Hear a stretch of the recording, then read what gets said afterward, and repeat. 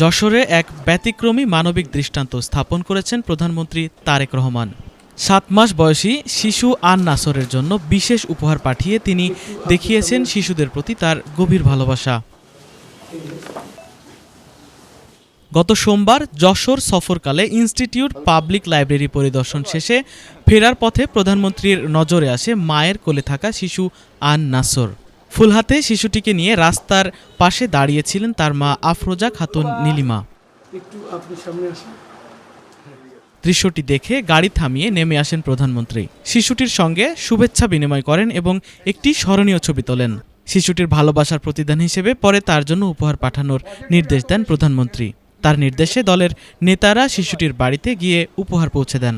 আসলে এই অভিব্যক্তি এক কথায় প্রকাশ করার মতো না। আর এই যে আজকে প্রধানমন্ত্রীর তরফ থেকে আমার সন্তানের জন্য উপহার আসলো, এতটা সম্মান, এতটা প্রাপ্তি, এই কোনো কিছুর যোগ্যই আমরা না। আমি খুবই নগণ্য একজন মানুষ, আমাদের পরিবার, এটা আমাদের জন্য অন্যরকম একটা সম্মান, অন্যরকম প্রাপ্তি আমার সন্তানের জন্য। এটা কোনোভাবে বলে ব্যক্ত করার মতো না। উনি যে সেদিন বাস থেকে নেমে এসেছেন, এটা পরিপূর্ণ ওনার ভেতরের যে একটা সফট কর্নার, সেখান থেকে উনি আমার সন্তানকে দেখে নেমে এসেছে। এখানে আমাদের কোনো যোগ্যতা, আমাদের কোনো ক্রেডিট কিছুই নেই। আমরা কল্পনাই করিনি যে উনি বাংলাদেশের প্রধানমন্ত্রী বাস থেকে নেমে আসবেন। এটা শিশুদের প্রতি ওনার স্নেহবাৎসল্য, যেই ভেতরের যে ব্যাপারটা, ওখান থেকে উনি নেমে এসেছেন, ওনার অনুভূতি থেকে। হয়তো উনি ভালো জানেন, মনে হয়েছে যে এই রোদের মধ্যে ওনাকে এক পলক দেখার জন্য দাঁড়িয়ে আছি, বা ওর হাত থেকে ফুলটা নিতে, এমন কোনো কারণে উনি নেমে আসতে পারেন।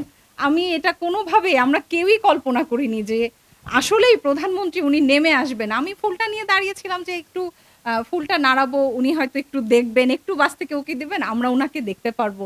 তো এতটা পাবো, এতটা পাওয়া, এটা কিভাবে কি হলো আল্লাহ ভালো জানেন। এটা ওনার জন্য অনেক অনেক দোয়া, অনেক দোয়া থাকলো। আচ্ছা, আপনারা নিশ্চয়ই জানেন যে গত ২৭ তারিখে মাননীয় প্রধানমন্ত্রী তারেক রহমান উনি আপনাদের যশোরে এসেছিলেন। আর উনি যখন যশোর ইনস্টিটিউটের সামনে যখন যাচ্ছিলেন, তখন হচ্ছে যে উনি দেখলেন বাসের ভিতর থেকে যে এক মা তার সন্তান নিয়ে ফুল হাতে দাঁড়িয়ে আছে, মাননীয় প্রধানমন্ত্রীকে শুভেচ্ছা জানাবে। এই বিষয়টা উনি বাসের ভিতরে দেখেছেন এবং অত দ্রুত ওই বাসটা থামিয়ে দেন এবং উনি নিজে বাস থেকে নেমে আসেন।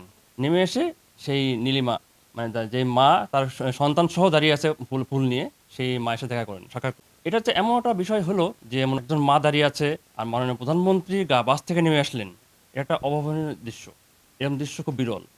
আর ওনার যে শিশুদের প্রতি যে একটা ভালোবাসা, সেই সেই ভাবটাই এখানে প্রকাশ পেয়েছে। আর তার প্রেক্ষিতে উনি যখন ফুল গিফট পেয়েছেন, ঠিক তখন উনি চিন্তা করেছিলেন যে আর উনার পক্ষ থেকে একটা বাচ্চার জন্য একটা গিফট পাঠাবেন।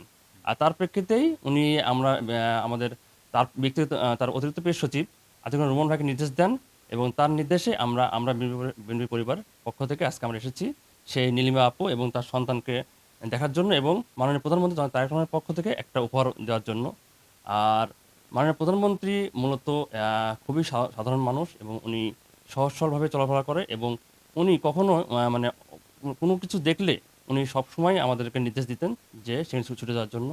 আর তার প্রেক্ষিতে আজকে আসা, আমরা চাই যে আপনারা সবাই এই বিষয়টা দেখবেন, তুলে ধরবেন, যাতে মাননীয় প্রধানমন্ত্রী যে মানবিক কাজ করে থাকে, প্লাস দেখা গেছে আগে পূর্বে যে উনি কোনো রাষ্ট্রপ্রধান কোনো রাস্তায় গেলে কখনো কিন্তু বের হতো না এইভাবে।